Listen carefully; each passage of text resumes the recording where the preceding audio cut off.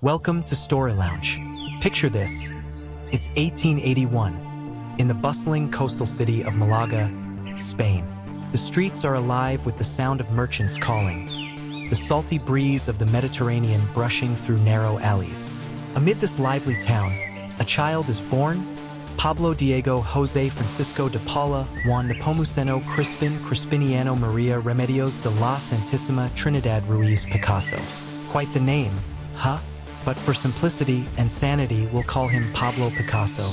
Pablo was born into a family brimming with creativity. His father, Jose Ruiz Blasco, was an art teacher and painter.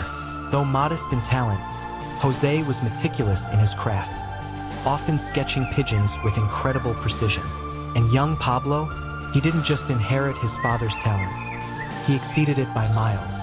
Legend has it that, as a child, Picasso once corrected a painting his father was working on. From then on, Jose declared he would never paint again, saying, "The boy is a genius."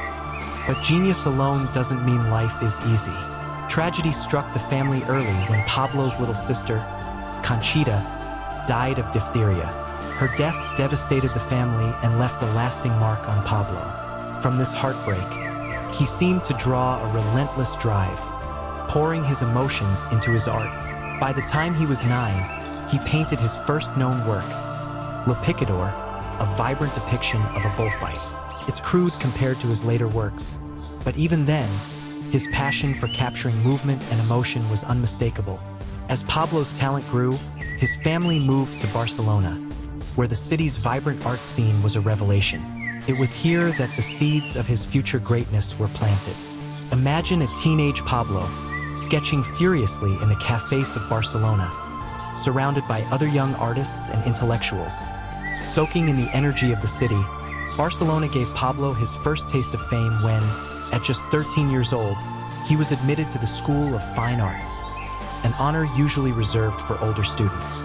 His instructors were astonished by his skill and speed, often saying he worked faster than they could teach. But Picasso's journey wasn't just upward from here.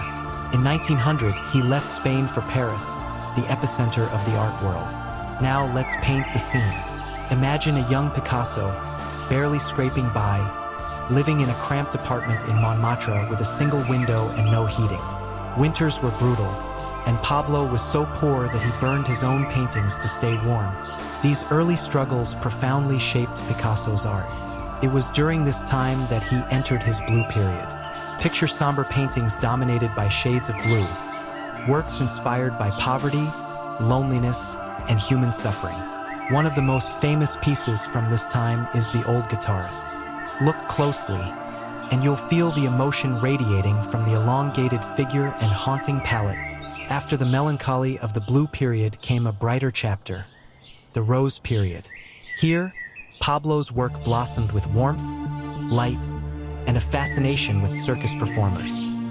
His paintings began to explore the joy and fragility of life, with themes of acrobats, harlequins, and love.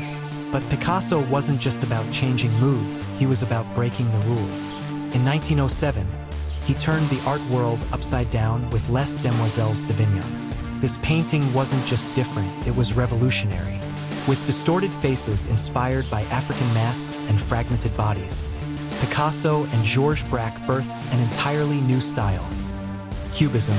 Yet, Picasso's genius extended beyond artistic styles. He was a man of his times, using art to reflect the world's turmoil. During the Spanish Civil War, Picasso created Guernica, a monumental piece depicting the horrors of war. Its chaotic forms and stark black and white palette conveyed raw anguish and despair. Over his lifetime, Picasso created over 20,000 works of art, each one a step in a relentless quest to explore, question, and redefine. From blue period sorrow to cubist innovation, his art was as complex and multifaceted as the man himself. Picasso once said, "Inspiration exists, but it has to find you working." And if there's one thing his story teaches us, it's this: great art isn't just about talent. It's about perseverance, daring to break the mold, and never being afraid to see the world differently. So what do you think? Did Pablo Picasso redefine art as we know it? Let us know in the comments. Don't forget to like, subscribe, and hit the bell for more inspiring stories about the greatest minds in history. Thanks for watching.